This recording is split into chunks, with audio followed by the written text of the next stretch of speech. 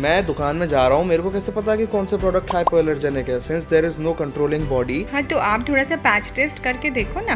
Tea tree oil के बारे में क्या कहोगे आप? Tea tree oil is one of the essential oils. Second most common myth है कि अगर किसी चीज़ पे हाइपोएलर्जेनिक लिखा है तो वो हाइपोएलर्जेनिक है। Hypoallergenic good, well and good, पर अपना स्किन टाइप देख लीजिए। मेरा मशवरा ये होगा कि किसी भी क्रीम या दवाई को लगाने से पहले आप डॉक्टर से मिल लीजिए। अच्छा, कोई गोद में खेलता हो बच्चा, उसे भी प्रोडक्ट्स लेने चाहिए क्या? एक तो बच्चों के लिए हमेशा हाइपोएलर्जेनिक लेने चाहिए। पर ऐसी कौन सी चीज़ है जिससे कि लोग जेन्युइनली अपने खुद के पैरों पे कुल्हाड़ी मार लेते हैं? This is such an important question. अगर बहुत कंसनट्रेटेड फॉर्म में यूज़ किया जाए तो it is known to be allergenic to 5% of the population, which is quite a lot. But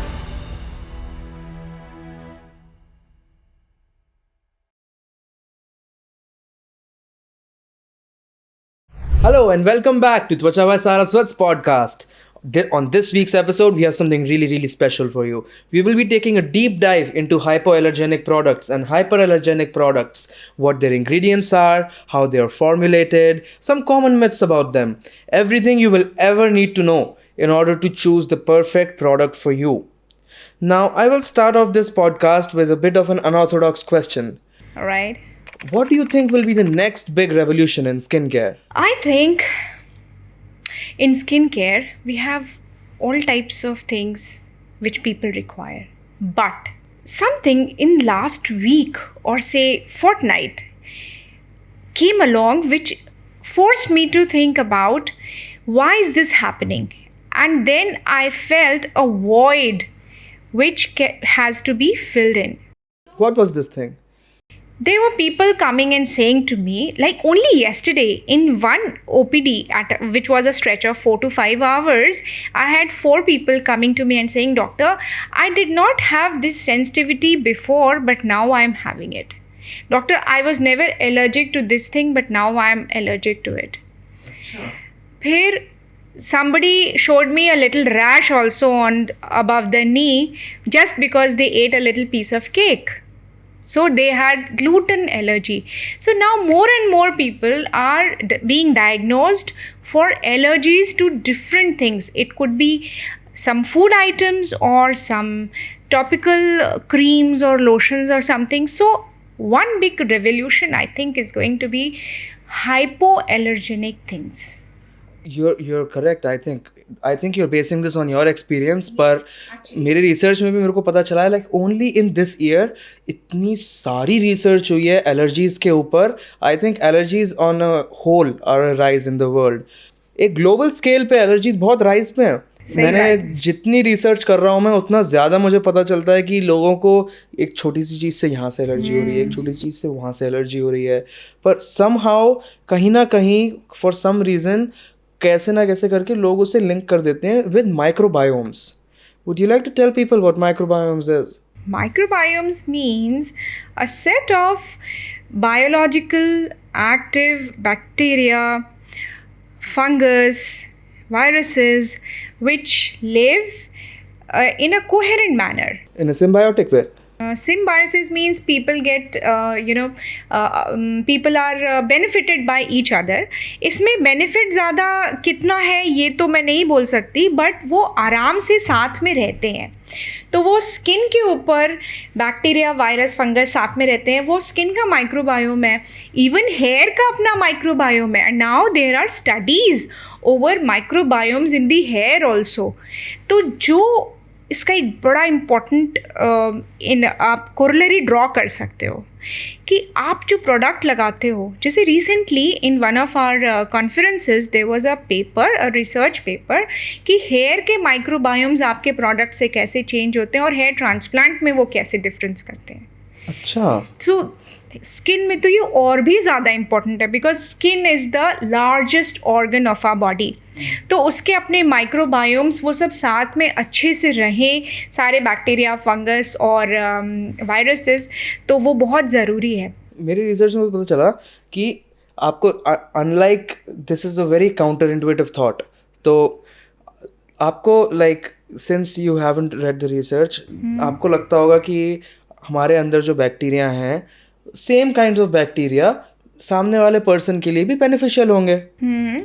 पर ये सच नहीं है। सबसे ज़्यादा बेनिफिशियल बैक्टीरिया और जो माइक्रोबायोम को फॉर्म करते हैं for each and every person are the ones which are individualised for them.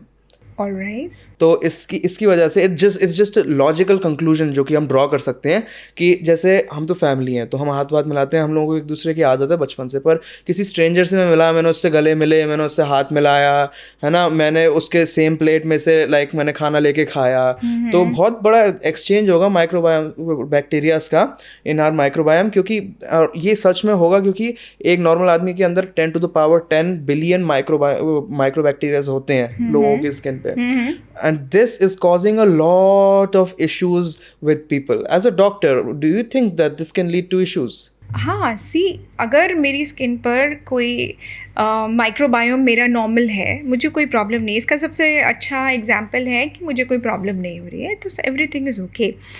But अगर मुझे कोई एलर्जीज़ या रैशेज़ या कुछ प्रॉब्लम स्टार्ट हुए तो this can be one of the factors, है ना, कि एक कोई चीज़, जैसे अब अगर आप बहुत ज़्यादा एंटीबैक्टीरियल सोप से अपने हाथ धोने लगो, है ना, तो हम अपने पेशेंट्स को समझाते हैं कि भाई ऐसा नहीं है कि आप दिन भर हाथ धोने के लिए एंटीबैक्टीरियल सोप लोगे। क्यों? क्योंकि आपके फ्रेंड बैक्टीरिया जो आपकी स्किन पर रहते हैं, जो आपके हैंड्स पर, डॉर्सम ऑफ हैंड पर हैं, वेंट्रल पार्ट पर हैं, तो वो आपके एंटीबैक्टीरियल सोप से हर बार ख़त्म होते जाएंगे। नतीजा आपको फंगल इन्फेक्शन का खतरा हो जाएगा, क्योंकि आपके बैक्टीरिया चले गए, फंगस ज़रूरत से ज़्यादा ग्रो कर जाएगा। तो इनके बीच में मैं अज्यूम कर रहा हूँ कि क्योंकि microbiome as a term includes all 3 kinds of living organisms जो आपकी स्किन पर रहते हैं, which is bacteria, fungi and viruses, and now these are beneficial for us. ये हमारे साथ में रहते हैं, दे हेल्प अस लिव। पर मैं अज्यूम कर रहा हूँ कि like any ecosystem in this world एक बहुत डेलिकेट बैलेंस होता होगा उनके बीच में। बिल्कुल ठीक बात है, इसीलिए तो कोई ऐसी कौन सी चीज़ें हैं जो ये डेलिकेट बैलेंस को बिगाड़ देती हैं? एक मैंने आपको अभी बताया, अगर आप ज़्यादा एंटीबैक्टीरियल सोप यूज़ करोगे तो बिगाड़ देंगे। ऐसे ही अगर आप बहुत ज़्यादा सैनिटाइज़र यूज़ करोगे तो you will keep on killing them, वो भी ख़राब हो जाएगा। फिर बहुत कुछ आपके फूड हैबिट्स पे भी डिपेंड करता है। फिर आपके प्रोडक्ट्स बैक्टीरियाज के लिए and the microbiome inside our body उसके लिए होगा ना? हाँ, उसके लिए है मेनली। बट अगर आपको उससे एलर्जी है तो फिर वो हिस्टामिन स्किन पे रिलीज होंगे, फिर रेडनेस, इन्फ्लेमेशन दिखेगा, जिससे आपके ऊपर के माइक्रोबायोम पे थोड़ा फर्क पड़ेगा। Changes in microbiome can be cause as well as a symptom of an ongoing issue with the body. Yes. और इम्पॉर्टेंट चीज़ है कि आप जो प्रोडक्ट्स अपने स्किन पे लगा रहे हो उनमें से कोई कुछ ऐसा तो नहीं लगा रहे हो कि वो आपको माइक्रोबायोम को डिस्टर्ब करे, ये भी इम्पॉर्टेंट है। क्रोनो एजिंग, फोटो एजिंग, ये सब चीज़ें तो होती हैं, पर this is one of those things, our own microbiome, जो हमारे कंट्रोल में है, one of those very few things जो हम लोग कंट्रोल कर सकते हैं। तो आप कोई एडवाइस देना चाहेंगी लोगों को? सो येस, अगर आप अपना जो प्रोडक्ट यूज़ कर रहे हो, जैसे आपने फेस वॉश यूज़ किया, क्लेंजर, मॉर्निंग में आपने सुबह उठ के सोचा कि चलो मैं मुंह धो लेता हूँ अपने अच्छे से फेस वॉश से, तो अगर उस फेस वॉश में बहुत ढेर सारा AHA, BHA और बहुत सारे ऐसे सब्सटेंसेस हैं जो बहुत सारी चीज़ों को हटा रहे हैं, कॉमन लैंग्वेज में तमाम भर के इंग्रेडिएंट्स हैं। हाँ जी, तो वो बहुत सारी आपकी जो नॉर्मल अच्छी चीज़ें थी उनको भी वॉश ऑफ कर रहे हैं, ऐसा नहीं चाहिए। तो वो फिर आपको प्रॉब्लम करेगा, उसकी वजह से आपको ड्राइनेस और हो सकता है कोई एलर्जी, इन्फेक्शन, ये सब शुरू हो जाए। हाँ, और माइक्रोबायोम में डिसबैलेंस का एक कॉमन सिम्टम होता है रेडनेस, रैशेस, इचीनेस। तो अगर आपको ये सब हो रहे हैं, अगर लोगों को ये सब हो रहे हैं, then is it safe to say कि they have screwed around with their microbiomes and they found out? हाँ, अगर माइक्रोबायोम्स हेल्दी हैं तो आपकी स्किन भी हेल्दी रहेगी, दैट इज़ फॉर श्योर। तो हमें पता है कि यूवी रेज जैसी चीज़ें, फ्री रेडिकल्स, थोड़े से पोल्यूटेंट्स जैसे कि सीमेंट उड़ रहा है आपके मुंह में लग गया है, ये सारी चीज़ें तो आपको आपके माइक्रोबायोम्स को डैमेज करती ही करती हैं। पर ऐसी कौन सी चीज़ है जिससे कि लोग जेन्युइनली अपने खुद के पैरों पे कुल्हाड़ी मार लेते हैं? हाँ, देखो ना, अगर आप अपनी जो प्रोडक्ट्स यूज़ कर रहे हो, आपने इंटरनेट से कुछ भी मंगा लिया, ये फेस वॉश मंगा लिया, ये इसमें ये अच्छा दिख रहा है इसमें, तो कोई भी मैं फेस वॉश मंगा लूँ, कोई भी क्रीम मंगा लूँ, उसको दिन रात लगाती रहूँ कि सब वो अच्छा लग रहा है तो मैं भी अच्छी लगूँगी। तो इसमें देखना ये है कि जो प्रोडक्ट्स आप यूज़ कर रहे हो उनमें इंग्रेडिएंट्स क्या हैं भाई, उसमें पैराबेन्स हैं कि नहीं, उनमें कोई ऐसी चीज़ तो नहीं है कि आप बहुत ज़्यादा AHA BHA लगा रहे हो, या आप बहुत ज़्यादा पैराबेन्स या सल्फेट्स वाले प्रोडक्ट यूज़ कर रहे हो जो कि स्किन के नॉर्मल माइक्रोबायोम के जो एक फ्रेंडली बैक्टीरिया का वो है एनवायरनमेंट है उसको डिस्ट्रॉय करे, या फिर कोई ऐसा सॉल्वेंट हो। कोई भी क्लेंजर है ना तो उसके 2-3 पार्ट्स होते हैं, एक उसका सॉल्वेंट है जो कि यूजुअली वाटर होना चाहिए, फिर एक उसका सर्फेक्टेंट है जो उसमें डर्ट और बाकी चीज़ों को हटाने का काम करेगा। मेक श्योर सर्फेक्टेंट ज़्यादा स्ट्रॉन्ग ना हो जिससे कि आपके हाथ हाँ में पूरा बिल्कुल rashes बिल्कुल। So you will find a list of good surfactants also. तो उसमें कोको ग्लूकोसाइड वगैरह आते हैं, थोड़ा सा टेक्निकल है but then it is good to know. एक आध दो चीज़ें यार जो आप बताना चाहोगे? वही कोको ग्लूकोसाइड आप देखो, सोडियम कोको ग्लूकोसाइड, और भी चीज़ें हैं। देन सर्फेक्टेंट के बाद आप ये देख लो कि और उसमें कोई अच्छी जैसे विटामिन ई है या ग्लिसरीन है, इस टाइप की चीज़ है जो सूद कर देगी आपकी स्किन को। तो ये ऐसे क्लेंजर्स हमेशा आपको बेनिफिट करेंगे और आपकी माइक्रोबायोम जिसके लिए आप हम सब चिंतित हैं उसको बेटर करने में हेल्प करेंगे। अभी आपने एक चीज़ बोली कि एक बैलेंस होता है on your skin which allows microbiomes to thrive on it. Yes. तो क्या ये is this the same slightly acidic balance of the pH balance of the skin? Such an important question. Yes, अगर मेरी skin का balance normal है, sorry pH around 5.5 है जो कि स्किन का नॉर्मल pH है, तो it will decrease the growth of harmful bacteria. अगर किसी फेस वॉश या क्लेंजर्स के, जो कि क्लेंजर क्योंकि अल्कलाइन होता है तो वो स्किन के pH को बढ़ा देता है, तो जब वो pH बढ़ जाएगा स्किन का तो हार्मफुल बैक्टीरिया की ग्रोथ के प्रोन हो जाएंगे हम, और वो जब प्रोन हो जाएंगे तो माइक्रोबायोम भी गड़बड़ होंगे, बिकॉज माइक्रोबायोम का एक बहुत इंपॉर्टेंट फंक्शन है हार्मफुल बैक्टीरिया से हमें बचाना। So unknowingly we are having a fight of soldiers जो हमारी स्किन पे होती रहती है।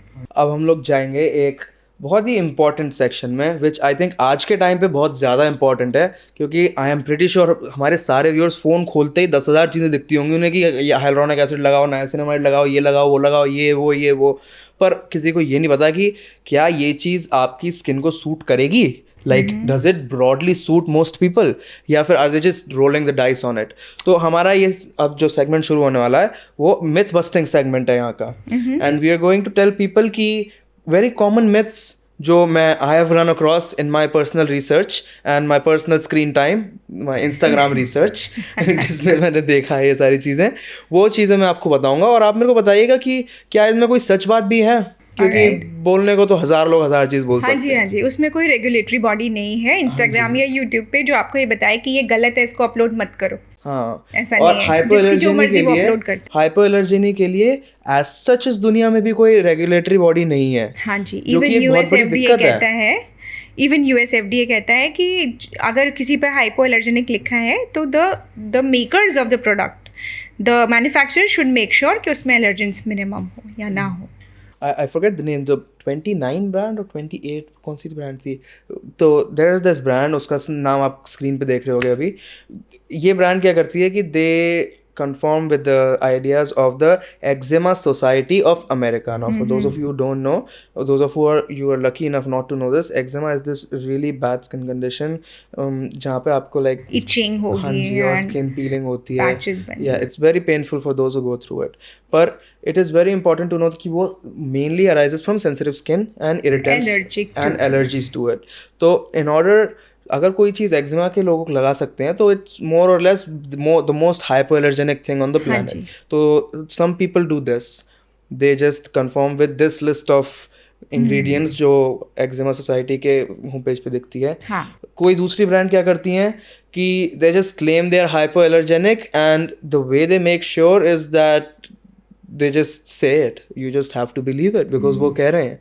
तो अब थोड़े से दिक्कत होती है इसमें, ट्रांसपेरेंसी होनी चाहिए। हाँ जी, ट्रांसपेरेंसी से ज़्यादा आई थिंक ट्रांसपेरेंसी तब आएगी जब लोगों को एक्चुअल नॉलेज होगी, है ना। जब तक नॉलेज नहीं होगी कि क्या चीज़ आपके लिए अच्छी है, क्या चीज़ आपको एलर्जिक रिएक्शन कॉज कर सकती है, तब तक क्या ही फ़ायदा ट्रांसपेरेंसी का भी, है ना। So let's educate them. Exactly. पहली मिथ जो मैं आपसे पूछना चाहता हूँ वो है कि अगर किसी चीज़ में नेचुरल इंग्रेडिएंट्स हैं तो उससे तो आपको एलर्जी हो ही नहीं सकती है।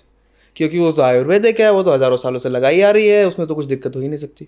देखो नेचुरल चीज़ें जो हैं डेफिनेटली वो बहुत ज़्यादा एलर्जी नहीं करती हैं, but then it's not that all the natural things are non allergic और hypo allergic and all the chemical things are allergic.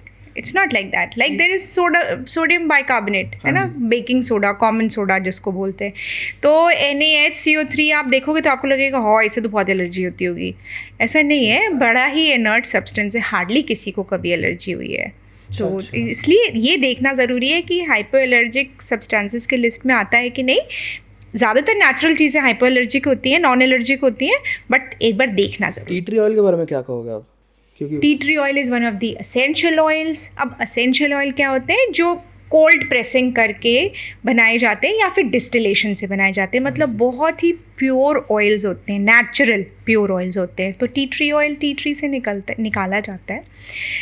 अब अगर बहुत कंसनट्रेटेड फॉर्म में यूज़ किया जाए तो it is known to be allergenic to 5% of the population, which is quite a lot.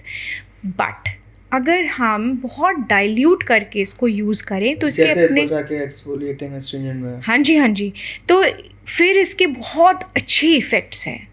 It is one of the best essential oils for oil secretion कम करने के लिए, इन्फ्लेमेशन कम करने के लिए, and it is very good for oily acne prone skin. अच्छा. तो ऐसे बहुत सारी चीज़ें हैं जिनका कंसंट्रेशन पे बहुत कुछ डिपेंड करता है. सेकेंड मोस्ट कॉमन मिथ है कि अगर किसी चीज़ पे हाइपोएलर्जेनिक लिखा है तो वो हाइपोएलर्जेनिक है. देखिए इसमें बहुत सारी चीज़ें देखने की ये है कि इसकी कोई बॉडी नहीं है जो ये बताएगी, गवर्निंग बॉडी, कोई लीगल बॉडी की हाइपो एलर्जेनिक सही लिखा है. तो सब अपने मन से ही लिख रहे हैं. तो ये मैन्युफैक्चरर के ऊपर डिपेंड करता है कि मैं हाइपो एलर्जेनिक लिखूं, लेकिन फिर ये उसकी जिम्मेदारी भी होती है कि वो अपने इंग्रेडिएंट्स दोबारा चेक कर ले कि कोई ऐसा इंग्रेडिएंट तो नहीं है इसमें जो ज़्यादातर लोगों को जिससे एलर्जी होती है. तो the onus for writing hypo allergenic lies with the manufacturer of the substance of the product. तीसरी कॉमन मिथ ये है कि हाइपोएलर्जेनिक प्रोडक्ट्स तो हर स्किन टाइप को सूटेबल होते हैं. चाहे आपकी स्किन टाइप कैसी भी हो, आप कुछ भी लगा सकते हैं as long as it's labelled hypoallergenic. आपको तो उससे दिक्कत ही नहीं हो सकती.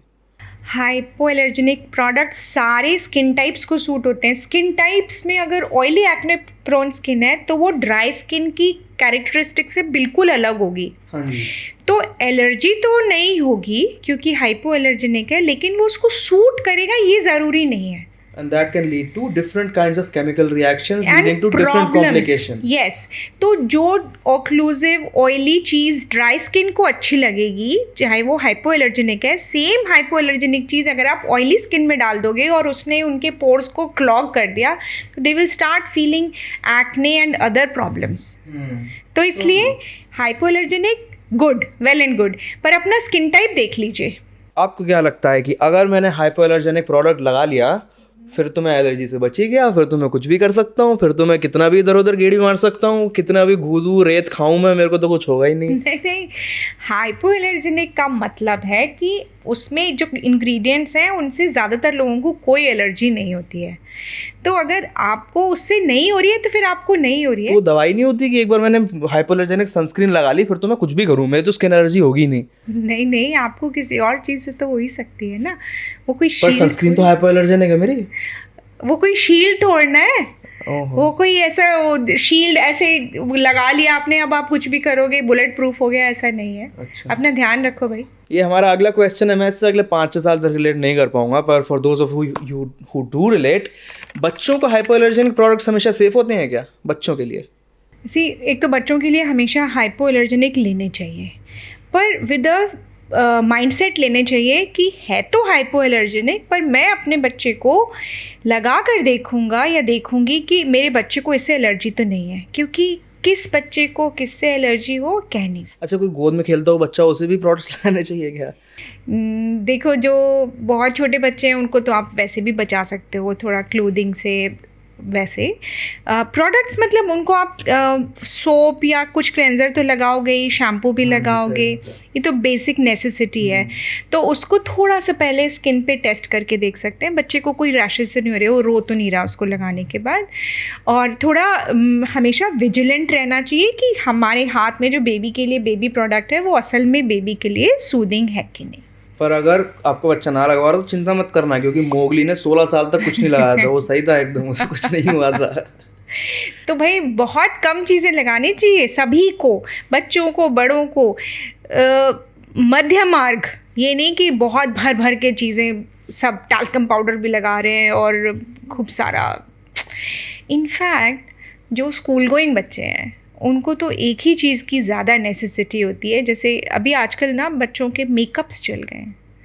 I mean For kids? yes, Why do they need it? I don't know. People have created a range of makeup for kids. I think the only makeup a kid needs is sunscreen. बस, और कुछ भी नहीं।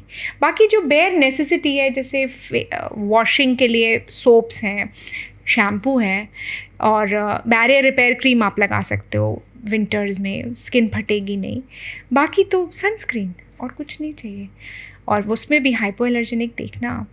पर अगर किसी को for example कोई आउट ऑफ कंट्रोल ही हो गया बच्चा, उसे लगाने ही लगाने हैं मेकअप्स, तो कितनी एज से स्टार्ट करना ओके फॉर द स्किन रहता है? बिकॉज डैमेज तो करेगा ही अगर आपकी आप skin बच्चा बोल रहे हो तो नहीं लगाना है ना। सही बात जब है। बड़े हो जाएंगे, और वैसे भी अभी मेकअप्स में आप देखो इंग्रेडिएंट्स यूजुअली हम देखते ही नहीं है, कई बार लिखे भी नहीं होते हैं कि इसमें क्या क्या है। तो अभी पता चलता है धीरे धीरे कि लिपस्टिक्स में मेटालिक मेटालिक कंपोनेंट्स आ रहे हैं, metals which are very very dangerous things can be. See there are two main concerns. There are two main concerns for the ingredients which are there in makeups or in other products. One can be carcinogenic, and the second concern can be hormonal disruptive. Makeup की वजह से hormones disrupt हो रहे ना हो गए? Oh my God. तो ये दो चीज़ें बहुत ध्यान देने की हैं, and it's real fear for all of us, and we should take care कि हम जो यूज़ कर रहे हैं, जो प्रोडक्ट यूज़ कर रहे हैं, घर में जो प्रोडक्ट आ रहा है, जो कोई भी इस्तेमाल कर रहा है, मेकअप तो चलो छोड़ दिया, वो लेडीज़ यूजुअली करती हैं, वो दे विल टेक केयर। पर जो इन जनरल आपके वॉशरूम में जो प्रोडक्ट रखा है, फेस वॉश है, फिर मान लो अपना विटामिन सी सीरम आप वहीं रखते हो, है ना, आप अपना शैम्पूज़ वहाँ पे रखते हो, आप अपनी बैरियर रिपेयर क्रीम या कोई भी ऐसी क्रीम रखते हो वहाँ पे, हैंड क्रीम, फेस क्रीम, हाँ। तो उनमें कुछ ऐसा तो नहीं है कि बच्चे वॉशरूम गए अपना लगा के आ गए तो वो उससे परेशान हो जाए। अच्छा, मेरे को भी एक चीज़ स्ट्राइक करी कि इन जनरल हमारे लाइक त्वचा के most of the customers are females for our skin care range. क्या आपको लगता है कि there is a correlation between using makeup and the need for skin care? क्योंकि most guys I know they just like shower and there okay, but and I can think of only one difference in the microbiome, and that is कि आप जो हैं females makeup लगाती हैं, most of the females use makeup and guys do not use makeup at all. See, मुझे क्या लगता है, in my experience, when people come for consultation for any of their skin problem, or they want to look good, they want a glowing skin, तो अगर आप उनको वो normal routine day care या कुछ प्रोसीजर्स करके नॉर्मल ग्लोइंग स्किन दे पाओ, तो definitely the need for makeup goes very low. There is decreased need for makeup. अगर आप नॉर्मल स्किन केयर रूटीन के थ्रू डिजायर्ड रिजल्ट्स अचीव कर रहे हैं तो yes, so this is what feeling good in your own skin, this is what it means कि आप अपनी स्किन में इतना अच्छा फील कर रहे हो कि आपको मेकअप नहीं चाहिए. और चाहिए भी तो मिनिमल चाहिए. जब ज़रूरत हो तब थोड़ा बहुत mineral makeup. Hypo allergenic makeup एक बहुत नया शब्द आया है. अब मेरे को तो पता नहीं, like I never tried it, but have you tried it? क्या एक्सपीरियंस था आपका? Again the concept is same कि जो उसमें इंग्रेडिएंट्स यूज़ हो रहे हैं वो कितना एलर्जी कॉज करने के लिए प्रोन है, बस ये इम्पॉर्टेंट चीज़ है. तो अगर जो उसके इंग्रेडिएंट्स हैं वो हाइपो एलर्जेनिक हैं and they are not dangerous to you in the form of causing hormonal imbalances or carcinogenicity, then you can use them as and when required.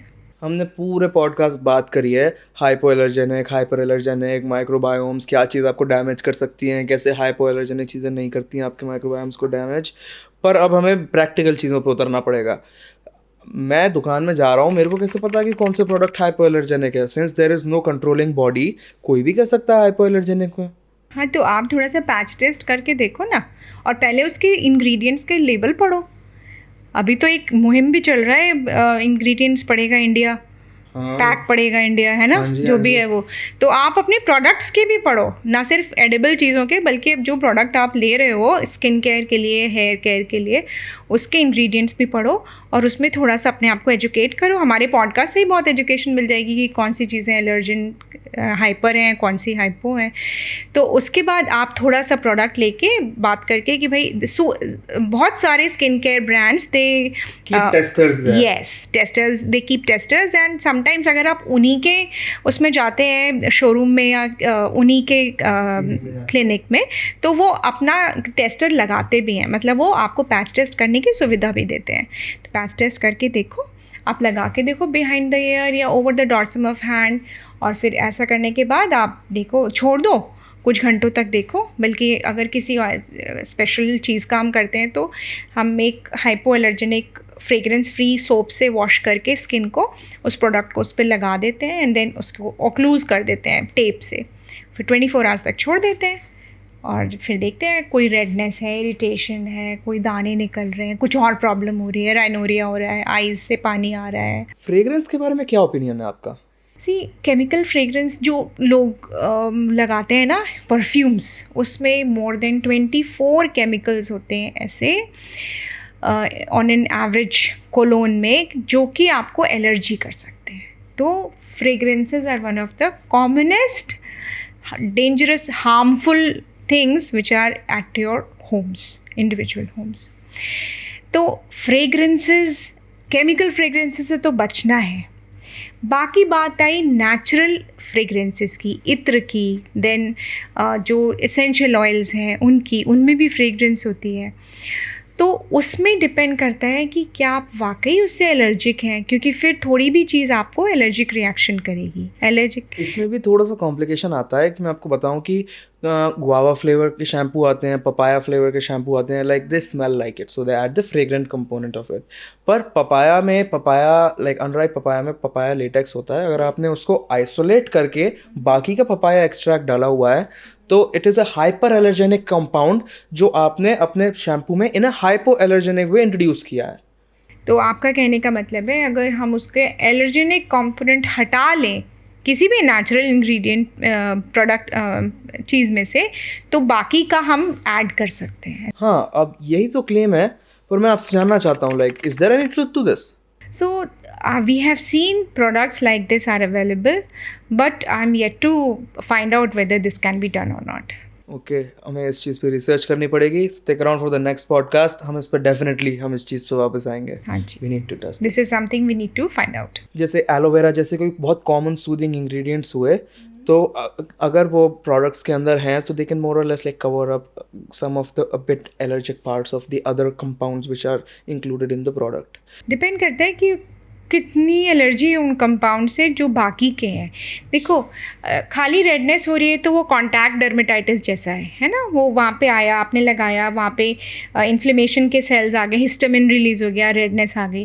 But अगर वो चीज़ ज़्यादा हो गई, अगर आपका इम्यून सिस्टम उसमें इन्वॉल्व हो गया, तो फिर वो आपको फर्दर एग्रेवेटेड सिम्टम्स दे देगा, जैसे कि राइनोरिया, नाक से पानी, आँख से पानी, है ना, स्नीजिंग, किसी को डायरिया हो जाना, कि फिर ये चीज़ें बढ़ती जा सकती हैं। Urticaria, hives. So would it be right to say कि एलोवेरा जैसे soothing compounds they can only soothe the contact dermatitis? Yes, तो इसलिए अगर आपको किसी चीज़ को लगाने से डर्मेटाइटिस हो रही है, प्रॉब्लम हो रहा है, तो उसमें आप सूदिंग कंपोनेंट लगा के देखो। एलोवेरा हुआ, कोकोनट ऑयल हुआ, घी हुआ, इसको लगा के देखो। अगर आपको ठीक लग रहा है तो ठीक, otherwise you should visit your dermatologist. कोई और इंग्रेडिएंट्स जो आप बताना चाहेंगे जो कॉन्टैक्ट डर्मेटाइटिस को मिनिमाइज कर देते हैं? हाँ, सबसे पहले तो आपको कोकोनट ऑयल, एलोवेरा, घर में जो देसी घी है, शुद्ध घी है, वो लगा के देख सकते हैं। फिर वैसलीन पेट्रोलेटम जेली लगा के देख सकते हैं। अगर इन सब से नहीं हो रहा तो अगर कोई ज़्यादा दिक्कत हो रही है तो घर में अगर आपके पास एक माइल्ड स्टीरॉयड क्रीम पड़ी है तो लगा लीजिए। बट मेरा मशवरा ये होगा कि किसी भी क्रीम या दवाई को लगाने से पहले आप डॉक्टर से मिल लीजिए, डर्मेटोलॉजिस्ट से ज़रूर मिल हाँ जी, लीजिए हाँ आप। जी। ट्रीटमेंट ऑफ चॉइस तो फिर यही है कि वो आपको एंटीहिस्टामिनिक्स देंगे, स्टेरॉइडल क्रीम देंगे, but let the doctor decide this. Exactly क्या घर की चाहिए चीज़ें आपको। घर में यूज़ करके ठीक नहीं हुआ, डॉक्टर के पास जाइए। बिल्कुल। सबसे इम्पॉर्टेंट चीज़ किसी की भी लाइफ में for them to take care of the skin, उनका स्किन केयर रूटीन होती है। एंड अगर कोई चाहे कि their skin care routine does not cause them any more problems, they will naturally gravitate towards a hypoallergenic routine, है Of ना? course. It is just common sense. Yep. पर आज के टाइम पे लोग हज़ारों चीज़ें लगा रहे हैं। तो more or less basics होते हैं, like you need to clean your skin and then you need to tone your skin or like vitaminize, like give it vitamins, nourishment, and then you need to moisturize it. Additional layer हो सकती है sun protection, है ना? तो इसमें let's take the step by step. Cleansing में कैसे hypoallergenic चीज़ें ढूंढ सकते हैं आप? How can you make your cleansing hypoallergenic? So cleansing hypoallergenic आपको ये देखना पड़ेगा कि जो आपके इंग्रेडिएंट्स हैं ना, उनमें बहुत ज़्यादा कोरोसिव इन्फ्लेमेटरी सब्सटेंसेस ना हो, सूदिंग सब्सटेंसेस हो। हर क्लेंजर के कुछ बेसिक पार्ट्स होते हैं, जैसे मैंने अभी बताया था, सॉल्वेंट जो कि यूजुअली वाटर होना चाहिए, देन सर्फेक्टेंट जो कोकोग्लूकोसाइड्स होने चाहिए या 2-3 और हैं जो हाइपोएलर्जेनिक है, एंड देन उसके साथ में आप थोड़ा सा विटामिन ई या ग्लिसरॉल ऐसा एक सूदिंग सब्सटेंस लगा सकते हो। तो ये वाले नॉन इन्फ्लेमेटरी, हर बार जैसे पेशेंट्स मुझे आके बोलते हैं डॉक्टर मेरी स्किन ना ऑयली है, तो मैं ना AHA/BHA वाला वो फेस वॉश से रोज़ अपना फेस वॉश कर लेता हूँ। तो भाई आप ये भी तो देखो कि हर बार आप स्किन को इन्फ्लेम करते हो थोड़ा सा, रोज़ दिन में 1 या 2 बार, ये कहाँ तक ठीक है? आपको Eventually this will cause problems, problems है ना। फिर अपन ने जो माइक्रोबायोम्स की बात की, उसको भी जो हमारे They are ruined by this. हमारे जो अच्छे बैक्टीरिया हैं उनको हटा देगा। तो सूदिंग सब्सटेंसेस से क्लेंस करना है। जो हाइपर ऑयली स्किन्स हैं ना, ऑयली एक्ने प्रोन स्किन, उनको वो वाले क्लेंजर्स यूज़ करने हैं जो एक्सेस ऑयल हटाएं। ड्राई स्किन, नॉर्मल स्किन वालों को वो क्लेंजर्स यूज़ करने हैं जो डर्ट और डस्ट हटाएं बट एसेंशियल ऑयल्स ना निकाल लें। और टोनिंग में क्या देखना चाहिए? टोनिंग का सबसे important part of toning is कि जो क्लेंजर हमारे स्किन के pH को 5.5 से ऊपर एल्कली की तरफ ले गया, अल्कलाइन की तरफ 7.5 जैसा ले गया, उसको वापस 5.5 तक लाना टोनर का काम है। ऑयली एक्ने प्रोन स्किन के लिए एस्ट्रिंजेंट टोनर सबसे अच्छा होता है। It should be alcohol free. Why? Because alcohol dries up the skin and it should be irritant free. कभी कभी फ्रेग्रेंस फ्री भी चाहते हैं लोग। फिर ड्राई स्किन वाले can use very well rose water या ऐसा कोई टोनर जो normal day to day life में it's very easy to procure. Rose water is a very good toner for dry skin. Moisturising में क्या देखना चाहिए? सेरामाइड्स जैसी चीज़ें should look out for them. सबसे इम्पॉर्टेंट यही है, बिकॉज वाटर बेस्ड मॉइस्चराइज़र जो बिल्कुल लिक्विड होते हैं, जिनमें सेरामाइड्स या हियालुरोनिक एसिड नहीं है, वो नहीं लगाने चाहिए। अगर आप ऐसे वाटर लगाओगे ऊपर तो वो, जैसे मैंने आपको बताया था, अगर आपको याद है कि वो रॉन्ग सिग्नल्स अंदर सेंड करेगा कि यहाँ बहुत पानी है और पानी मत भेजो, ऐसा नहीं है।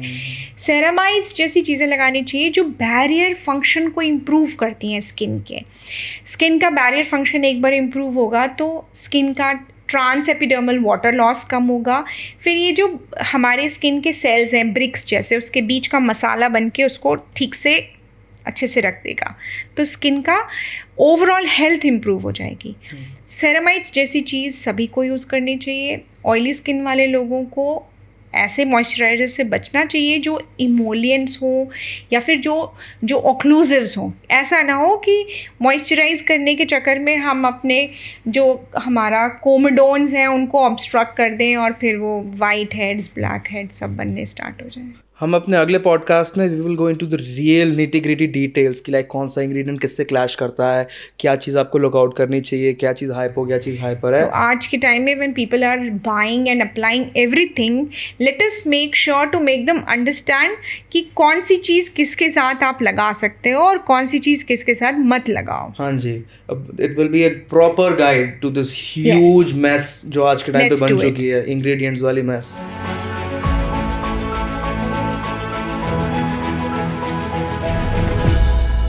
Welcome back to our segment hypo versus hyperallergenic. आप यहीं रहिए, आपको सब बताएंगे हम एक एक इंग्रेडिएंट के बारे में. So anyways, let's start today's segment.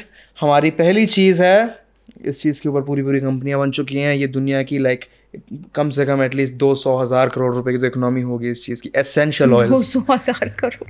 देखो एसेंशियल ऑयल का जैसा सभी को पता ही होगा, एसेंशियल ऑयल क्या होता है. व्हेन वी कोल्ड प्रेस और वी मेक बाय डिस्टिलेशन, तो नेचुरल सब्सटेंसेस से जो ऑयल प्रोक्योर किया जाता है वो एसेंशियल ऑयल्स है. कुछ लोग कहते हैं उसको थोड़े दिन रख दो उसके बाद यूज़ करो, बट सबसे इम्पॉर्टेंट चीज़ एसेंशियल ऑयल में है उसका कंसंट्रेशन. अगर वो बहुत ज़्यादा है, see there are more than 300-400 types of essential oils.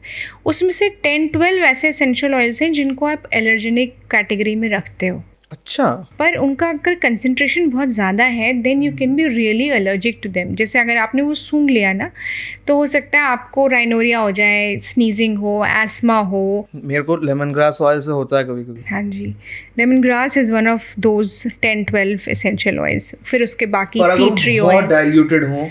हाँ, the catch is this only that अगर वो बहुत डाइल्यूटेड हैं और बजाय आप उसको स्मेल करने के या उसको इनहेल करने के, अगर आप टॉपिकली यूज़ कर रहे हो स्किन के ऊपर, then maybe you are benefited by it instead of being allergic to it. तो डाइल्यूट वाले हाइपर एलर्जेनिक होते हैं और non Maximum- diluted hyperallergenic maximum cases में. Maximum लेकिन cases कुछ में. लोग जो प्रॉपर एलर्जिक होते हैं किसी चीज़ से, वो डाइल्यूट फॉर्म में भी एलर्जिक होंगे, क्योंकि फिर उनका इम्यून सिस्टम एक्टिवेट हो जाएगा और वो एंटीबॉडीज़ बना लेंगे उससे अगर वो Oh, इंजेस्ट yes, कर गए. yes. ये टॉपिकल की बात नहीं हो रही. टॉपिकल अगर लगाओगे तो नीचे एंटी हिस्टामिन्स प्रोड्यूस होंगे जिससे आपको रेडनेस, इन्फ्लेमेशन दिखेगा. Max contact dermatitis Yes. होगी आपको. How the Americans haven't finished and eaten all of our next ingredient, I have no idea. But it comes from their deserts. I didn't even know anything grows there. Jojoba oil. I hope I pronounced it right. Yeah, so jojoba oil is supposed to be almost similar in consistency to the human sebum, and it is said to be a good lubricant and moisturizer. And it is said to be hypoallergenic. अच्छा. It's said to be inert type of oil. ये बहुत ही natural चीज़ थी, desert से आई. अब we will go toward something totally man made, पर this is also as ancient as deserts. Long wear makeup. Long wear makeup. हाँ, it is ancient. Cleopatra used to wear it. Acha. हाँ. All right. But long wear makeup contains many substances which are a bit harmful because बहुत लंबे समय के लिए makeup लगाना है, वो उसको सस्टेन कर रहे हैं. So we would categorize it under hyperallergenic things. अब हमारा अगला इंग्रेडिएंट जो है, even I know the answer to that, it's super hyperallergenic. But to what degree is it hyperallergenic? कौन इससे इस्तेमाल कर सकता है? Because AHAs and BHAs which is the ingredient बहुत लोग यूज करते हैं, and it's like one of the most trendy things today. This is a very tricky question. AHA and BHA, see, ideally they should be used in a clinic by a doctor as a peel for the patient. All right?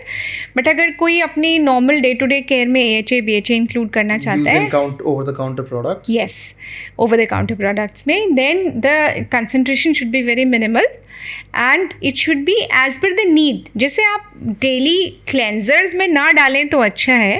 अगर आप oily acne prone skin के किसी product में oiliness कम करने के लिए, acne कम करने के लिए डाल रहे हैं, that makes sense. It's more about the usage with this one, isn't it? Whether required or not. सबको नहीं चाहिए. और क्या आप कहेंगे like people should use it every other day, और they should really consult a dermatologist, right, before using something so I radical? would send them to a dermatologist. So this is also very hyperallergenic. हमारा अगला product है दलिया, oatmeal. So oatmeal की जो consistency है when it is used, it is usually colloidal in nature. So it can be used as an inert substance for benefiting the skin, कि बहुत ज़्यादा उसको केमिकली कुछ नहीं लगा रहे हैं एंड बहुत कोई रिएक्शन नहीं कर रही है. Inert type of substance which can be used for moisturising and cleaning up. So oatmeal can be used for this purpose and it is one of the hypoallergenic things because उसकी physical property के लिए use कर रहे हो आप. So it is hypoallergenic. Yes, colloidal in nature. Our next ingredient is also used to deeply cleanse pores. It's used to exfoliate them. So I have two questions. Acid-based exfoliants. So are they only good for oily skin? And how do they actually exfoliate your skin? So acid-based exfoliants are like AHA, BHA only, or you are asking about some mandelic acid? हाँ जी, mandelic, glycolic, salicylic. हाँ तो ये है तो AHA, BHA ही. अच्छा, उसी में आते हैं ये. Actually लोगों को पता नहीं होता. AHA is alpha hydroxy acid. Okay, BHA is beta hydroxy acid. Is this a family of chemical compounds? Yes, family of chemical compounds. जैसे mandelic acid sour almonds से derive किया है, lactic acid milk से derived है ना. So basically ये natural चीज़ों से derived है, but in the concentration like it is used now therapeutically. तो ये acid based substances should be used in proper concentration by a doctor in the clinic. And अगर आप किसी प्रोडक्ट में डाल रहे हो तो पर्टिकुलर प्रॉब्लम के लिए, जैसे ऑयली एक्ने प्रोन स्किन के लिए आप AHA BHA यूज़ करो. नॉर्मल लुकिंग ड्राई स्किन जो कि नॉर्मल है उसके लिए मत यूज़ करो. सेंसिटिव स्किन के लिए तो बिल्कुल मत यूज़ करो. सो इट ऑल डिपेंड्स कि अगर आपको ये यूज़ करना है तो आप अपने डॉक्टर से बात करो. Thank you so much for joining us this time. And I hope you actually managed to learn something new other than everything that you just consume on your reels all day. If you did, please don't forget to like and subscribe. It really does help us. And as always, comments में जितने questions आप पूछेंगे हम उनका जवाब दे रहे होंगे. तो जो भी आपके दिल में सवाल हो आप पूछिए उसे नीचे. You can as always check out our products and avail the coupon codes in the description below. You will find our products on Twacha.store as well as on Amazon. So please don't hesitate to check them out. Thank you so much for joining us and we hope to see you next week with a detailed breakdown of कौन सा ingredient किससे कैसे react करता है, क्या वो hypoallergenic रहते हैं, क्या वो hyperallergenic हो जाते हैं साथ में मिलके, कौन से ingredients. आप चिंता मत करिए, regulating body नहीं है इस चीज़ के लिए, हम ही लोग सब regulate कर लेंगे. बस अगले वाला podcast भी check out करना मत भूलना. Done.